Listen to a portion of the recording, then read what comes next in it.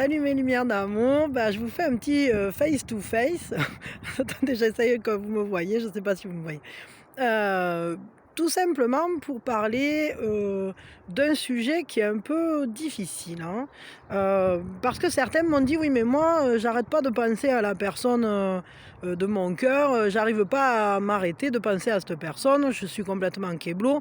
Alors j'en ai déjà un peu parlé, mais pourquoi est-ce qu'il y a ce blocage sur l'autre? Ce blocage, cette espèce d'obsession, on va dire, où le prénom de l'autre revient sans arrêt dans vos pensées, où vos, discussions ne tournent qu'autour de cette personne?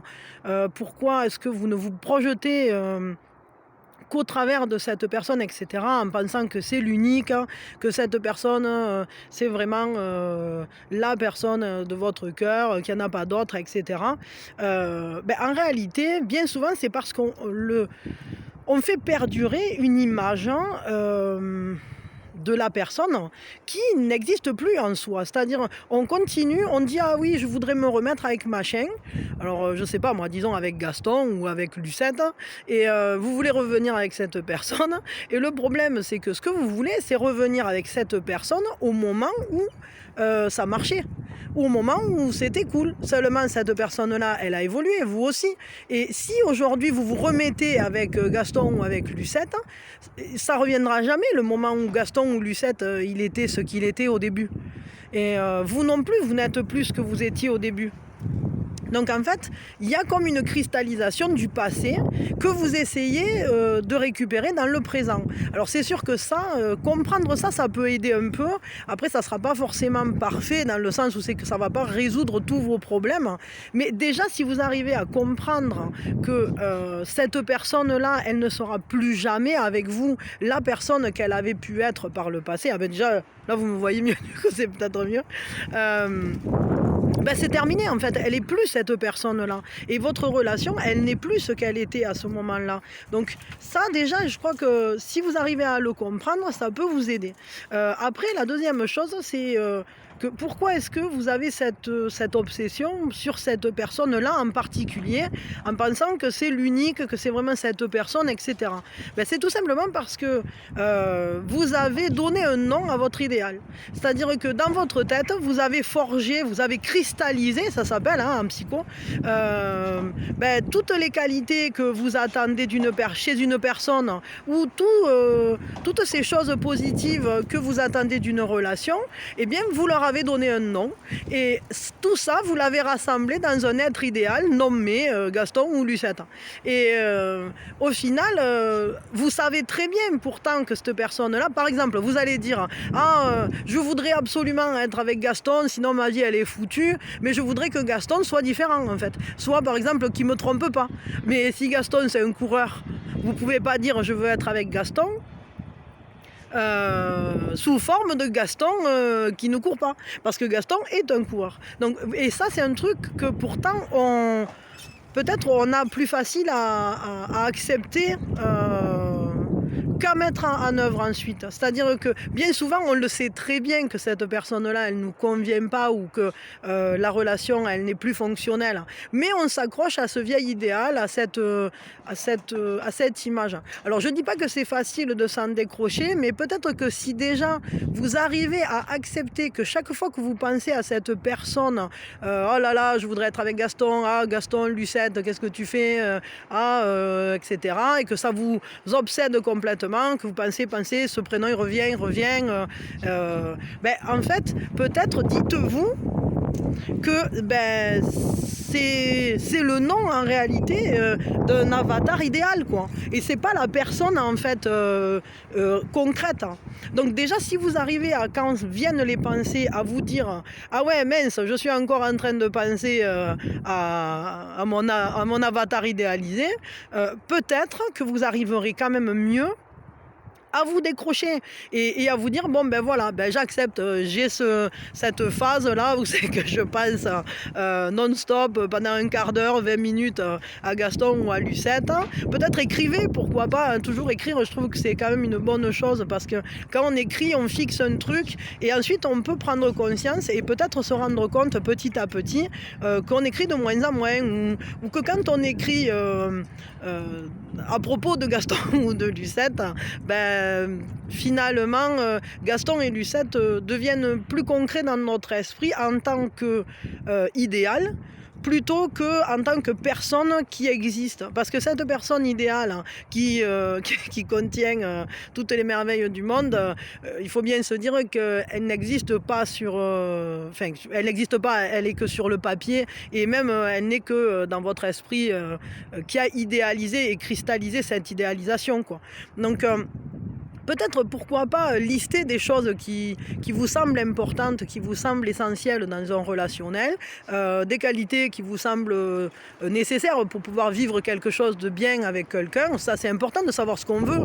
Mais par contre, essayez de comprendre, peut-être rebaptiser votre idéal.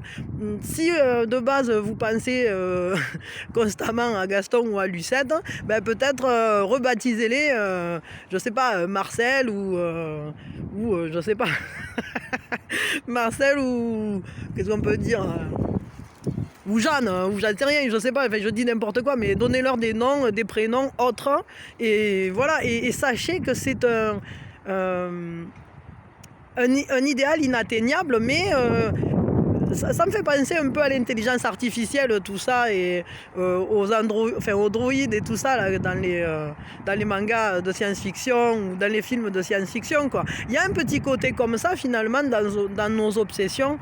L'être humain a quand même tendance à beaucoup s'accrocher à ce qu'il a imaginé lui-même, et on a toujours tendance à idéaliser les choses et les personnes d'ailleurs, jusqu'au moment où, par exemple, imaginons cette personne, elle revient vers vous et vous vous remettez avec, ben, vous allez bien voir qu'en fait ça donne plus du tout le résultat qui était attendu. Il y a eu déjà trop d'impact dans ce lien-là. Vous pouvez peut-être parfois rebâtir un truc autre, mais si vous restez accroché au vieux fonctionnement ou à la vieille image de la relation, ben là, il n'y aura rien qui va se reconstruire, quoi. Donc, ou en tout cas, pas de manière fonctionnelle, hein, finalement. Voilà. Donc, c'était une petite capsule, on va dire, un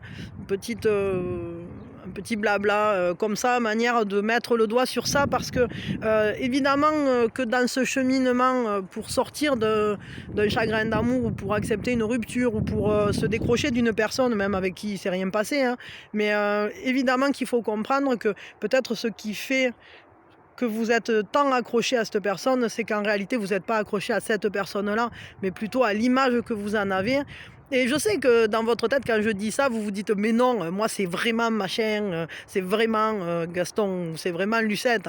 Mais non, en fait, si vous arrivez à être honnête avec vous-même, vous vous rendrez compte que Gaston, il ressemble pas à votre idéal de Gaston, en fait. C'est-à-dire que Gaston et Gaston alpha ne sont pas similaires. Votre Gaston alpha, cérébralement, par exemple, il est gentil. Votre Gaston alpha, cérébralement, il est attentionné. Votre Gaston alpha, cérébralement, il veut être avec vous. Et le vrai Gaston, est-ce que tout ça, il l'a encore? Eh bien, peut-être pas. Et pareil pour Lucette, quoi. Donc, ça, c'est toute la difficulté d'accepter la différence entre l'imaginaire et la réalité. Bien qu'on soit dans un monde de rêve et qu'on peut tout transformer, on peut tout changer, mais quand même, je ne crois pas que ça vous soit profitable d'aller dans ce sens-là, pour le coup.